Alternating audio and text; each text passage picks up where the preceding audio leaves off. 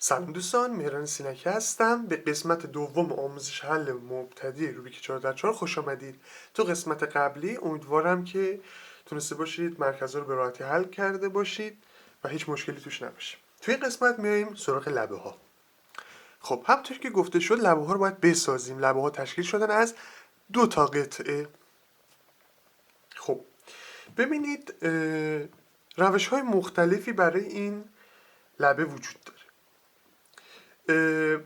یک روش هستش که از اول تا آخرش با یک فرموله و یه روش دیگه هم هستش که بیشتر حالا چشمیه، یعنی تجربیه و در آخر ما به یک فرمول میرسیم. خب یعنی فقط کافیه شما یک بار فرمول بزنید و بقیه رو همینجوری چشمی حل کنید و من هم اینطور که بررسی کردم گفتم که مثلا چشمی حل کردن خیلی راحت تر میتونه انجام بشه و در نهایت ما به یک فرمولی رو بزنیم. خب تا اینکه بخوایم همش فرمول بزنیم، اونم این روشه. اینی که شما همونطور که گفته شد دو تا قطعه میخواید تا یک لبتون رو درست کنید. خب مثلا لبه قرمز و سبز، میگردید دنبال اون لبه‌ای که توش سبز و قرمز داره. میگردم میبینم کجا. خب همون اول دیدیم که اینجا درسته، حالا میتونه هر رنگ دیگه ای باشه، مثلا سفید قرمز کجاست؟ اینجاست. خب هر کجا که بود سعی کنید اون دوتا مهره رو اولین قدم اینه که بیارید روبروی خودتون. هر کجا بود بیارید روبروی خودتون، در یک لایه قرارش بدید. لایه جلو، لایه F. خب در یک لایه باشن. حالا مثلا یا میتونه اینجوری باشه یا میتونه اینجوری باشه. خلاصه اصل مطلب اینه که در یک لایه باشن. این نکته اول. مثلا اینجا به قرمز و زرد داریم، یه قرمز زرد دنبالش میگردیم ببینیم کجاست. اینجاست. ببینم باز تو یک لایه هست. حالا میریم یه موردی که تو یک لایه نباشه، مثلا قرمز و آبی. قرمز و آبی کجاست؟ اینجاست. ببینید این اینجاست، اینم اینجاست. این دوتا رو میارم تو یک لایه قرارشون میدم. تو یک لایه منظورم اینه که روبرون باشه، جلو چشمم باشه. خب نکته بعدی چی؟ ببینید هر وقت این دوتا مهره‌ای که شما پیدا کردید خب به صورت ضربدری بودن، یعنی یکی پایین بود یکی بالا بود، حالا فرق نداره، یا یکی بالا بود یکی پایین بود، اولین کاری که شما میکنید اینه که این دوتا رو به هم میچسبونید. ببینید اینو من حرکت میدم، این دوتا لبه به هم وصل میشه، این لبه من درست میشه. بعد کاری که میکنم چیه؟ میدم بالا، با اونی که خرابه جایگزین میکنم، برمیگردونم. مرکزام هم که چرخونده بودم از بالا برمیگردونم. خب یا نه اینجوری نبود. چجوری بود؟ اینجوری بود. ببینید دوتا در یک لایه هستن. نکته که مهمه رنگشون هم یه رنگ از این لبه، یه رنگشون جلو چشممه، هر دوتا آبیشون جلو چشممه.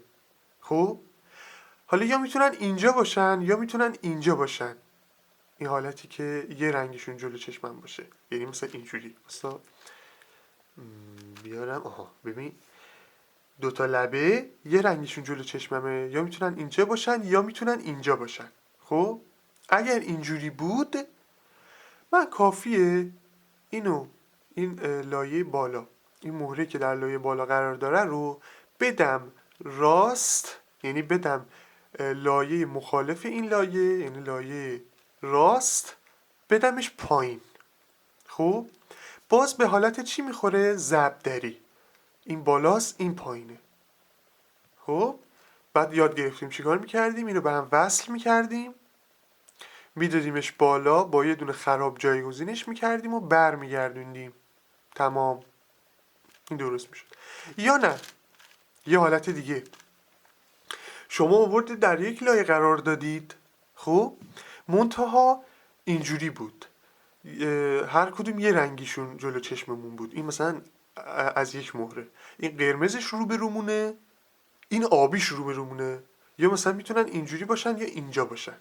یا اینجا باشن دوتاشون یا اینجا، یعنی مثلا اینجوری. آره، یا اینجا یا اینجا. خب اگه این بود چی کار میکنید؟ این دفعه شما اینو میدیدش پایین، اینم میارید سمت راست. یعنی کاری که ما میکنیم اینه که وقتی این دوتا به این شکل بودن بیفتن روبروی هم. اینو من میدم پایین، اینو میدم این سمت که وقتی اینو بدم بالا این دوتا روبروی هم ضربدری بازم قرار بگیرن. خب اینم یاد گرفتیم که میدیمش رو وصل میکنیم با هم دیگه، میدیمش بالا، با یه دونه خراب جایگزینش میکنیم و برمیگردونیم و تمام. ببینید تموم شد. لبه ها 90%، 95 6 7%ش با همین حرکات انجام میشه، درست میشه. خب فقط لبه دوتا لبه مونده با آخر با یه فرمول هر میشه یاد میگیریم و تمام میشه. پس به این ترتیب میریم جلو. گفتیم چی؟ یه مهره رو انتخاب میکنیم، مثلا سفید، ببخشید زرد و قرمز. یه زرد و قرمز دیگه میارم تا هر دوتا جلو چشمم باشن. میبینم کجاست، مثلا زرد و قرمز اینجاست. خب این دوتا ببینید روبروی هم قرار دارن. وقتی که این دوتا در یک راستا بودن، خب شما اون سمت راستی رو 2 بار بچرخونید، یعنی R بهش میگن R2. خب به حالت تبدیل میشه که از این نما اگر ببینید این پایینه این بالاه، ببینید ضربدری هن و به راحتی این دوتا رو با هم جفت میکنید، میچسبونیدش. پس چی شد؟ هر وقت به این حالت خوردید که لبتون رو اووردید روبرو، دوتا لبه در روبروتون قرار داشتن و در یک راستا بودن، شما این راستیه رو 2 بار میچرخونید و این لایه بالا رو 2 بار میچرخونید که این دوتا به هم بچسبن. بعد با یه دونه بالا که خرابه و درستش نکردیم جایگزین میکنیم و برمیگردونیم. اینم 2 بار میچرخونیم که درست شد. بعدی سفید و نارنجی دنبالش میگردیم، کجاست؟ اینجاست. میارم اینجا. ببینید باز روبروی هم قرار گرفتن، در یک راستا هستن. اونی که سمت راسته رو 2 بار میچرخونم، ببینید این اومده پایین، این اومده بالا. این پایین رو من 2 بار میچرخونم، این دوتا به هم وصل میشن، میدم بالا، با یه دونه خراب جایگزینش میکنم. این درسته، هیچی، این خرابه، پس با این جایگزینش میکنم، برمیگردونم. این پایینم به حالت اول برمیگردونمش. خب زرد و آبی کجاست؟ اینجاست. میارمش اینجا، در یک لایه قرارشون میدم، منظورم اینه، و میبینیم به صورت ضربدریه. میچسبونمش با یه دونه خراب در بالا، جایگزینش میکنم و برمیگردونم. نارنجی و آبی کجاست؟ اینجاست. چه جالب، در یک لایه قرار دارن، روبرو میگیرم و خب اینو چیکار میکردیم؟ این رو میبردم سمت مخالف این لایه، یعنی راست، میآوردمش پایین و همون حالت ضربدری رو به خودش میگرفت، میچسبوندمش، با یه دونه خراب جایگزینش میکردم و تمام. ببینید همش دارم این حالتها رو تکرار میکنم، دیگه چیز جدیدی نیست به غیر از اون فرمولی که در آخر بهش میرسیم. خب مثلا سفید و آبی کجاست؟ اینجاست. اینو میچرخونم که بیاد روبروم در یک لایه قرار بگیرن. خب چیکار میکردیم؟ این راستیه رو وقتی که در یک راستا بودن این دوتا، این راست مهره سمت راست رو 2 بار میچرخوندم که بیاد این پشت و دوباره این لایه بالا رو، ببینید حالت ضربدری شد، لایه بالا رو 2 بار میچرخونم، این دوتا با هم یکی میشن و میدم بالا با یه دونه خراب. درسته و با این یه دونه خراب جایگزینش میکنم، برمیگردونم، مرکزامم درست میکنم. خب سبز و سفید، اینها دوتاشون در یک لایه قرار دارن. چیکار میکردیم؟ این وقتی که از یک رنگشون جلو چشممون بود، هر دوتا سفید یا هر دوتا اگه مثلا سبز بودن یا اینجا بودن یا اینجا بودن، اینو میدادیم سمت مخالف این، چون سمت چپه میاریم سمت راست، بعد میاریمش پایین به صورت ضربدری، یکی بالا یکی پایین، میچسبونیمش و تمام. با یه دونه خراب جایگزینش میکنیم. مرکز هم درست میکنیم. خب نارنجی و زرد اینجاست. چیکار میکنیم؟ ببینید رنگ‌های مختلفی ازشون دیده میشه، تو یک لایه هستن. اینو چیکار میکردیم؟ اینو میدادیم پایین، اینو میاوردیم این سمت، اینو میاوردیم بالا که روبروی هم به صورت ضربدری قرار بگیرن. با هم جفت میکنیم، میدیمش بالا، با یه دونه خراب جایگزینش میکنیم. بالا خراب نداریم، برمیگردونیم و با یه دونه پایین که اگر خراب داشته باشیم جایگزینش میکنیم. پایین هم خراب نداریم. خب مشکل ما از اینجا شروع میشه. ببینید وقتی که هم در لایه بالا و هم در لایه پایین، وقتی که الان ما این رو درست کردیم، مهره خرابی نداشتیم، برای خودمون یه دونه مهره خراب ایجاد میکنیم. چه جوری؟ ببینید الان این خرابه، این خراب، یعنی داشتیم حالا این دوتا رو درست میکردیم دیگه، این خرابه و این هم که اینجا خرابه. ببینید وقتی که من میخوام این دوتا رو با هم جفت کنم، خب اینجا حتما باید یه دونه خراب باشه دیگه، حالا پایین یا بالا. این خرابه رو میدم کنار، نگرش میدارم. اینی که درست کردم و میارم اینجا و با اون خرابه جایگزین میکنم و برمیگردونم. نکته‌ای که مهم بود اینه که وقتی شما دارید این حرکت رو میزنید که جایگزینش کنید، تو اون لایه مهره خرابتون درگیر نباشه. اینو بدید کنار، آزادش کنید و بیارید پایین و جایگزینش کنید و برگردونید به این شکل. الان ببینید هم بالا درسته هم پایین درسته.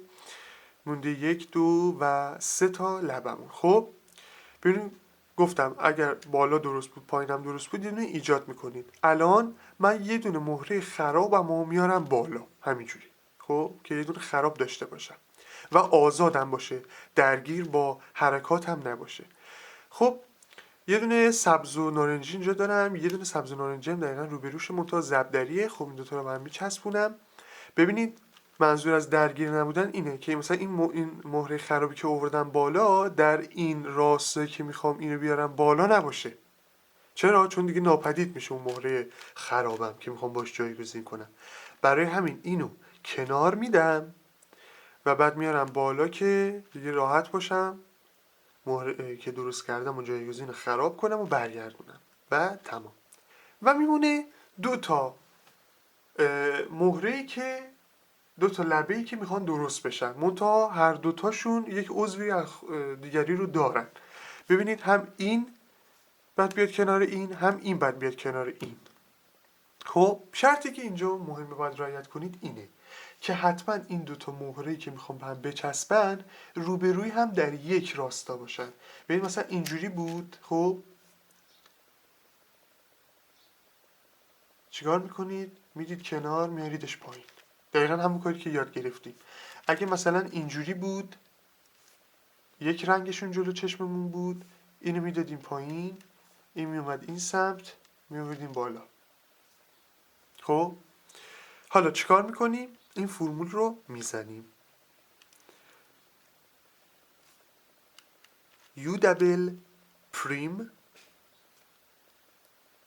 R U R prim F R prim F prim R U double و هر دوتاشون درست میشن. یک بار دیگه همینا شما بزنید، دوباره همین حالت به وجود میاد. خب دوباره اینا در یک راستا روبروی همن. U double prim R U R prim F R prim F prim R یو دبل و درست میشه. یه چند بار تکرار کنید حفظ میشه. و مونده مرحله آخر. ما قشنگ اومدیم مرکز ها، لبه ها رو درست کردیم. امیدوارم که برای شما راحت بوده باشه و امیدوارم که به نکته‌ای که در قسمت اول گفتم توجه کرده باشید که از الان مثلا بیاید حالا لبه ها رو درست کنید، چون همه حالت‌ها رو دیگه میدونید و میاید درست میکنید. دیگه مثلا بخواید حین ویدیو انجام بدید یه خود سخت. و ان در مرحله آخرم با هم دیگه میایم کل روبیک رو درست میکنیم. البته باید تو مرحله آخر 2 تا فرمول به نسبت سخت رو حفظ کنیم که البته چند بار تکرار کنید راحت میشه. خود طولانی فقط. تا ویدیوی دیگه، خدا نگهدار.